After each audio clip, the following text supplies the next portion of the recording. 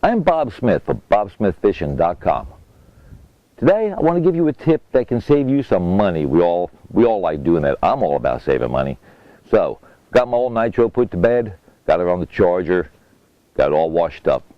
Now it's time for me to take my rods and re-spool them, put some fresh line on them. Line, this stuff right here. This stuff ain't cheap. And if you're like most tournament fishermen like myself, you have a lot of rods in the boat. You got 8, 10, 12 rods. You're going to re-spool all of them. That's a lot of line. So take a lesson from the fly fishermen. Fly fishermen use what's called backing. It's monofilament line on their fly reel that they tie the fly line to. The monofilament takes up space. Fly line doesn't come in big spools like mono does.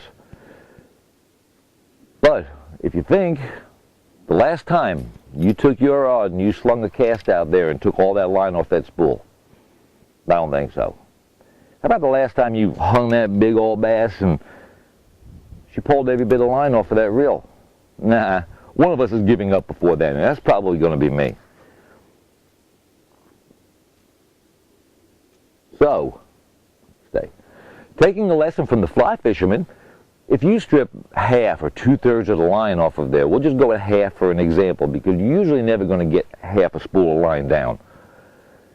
And you re-spool, you leave that old line on as backing. Tie your new line to your old line, reel it up.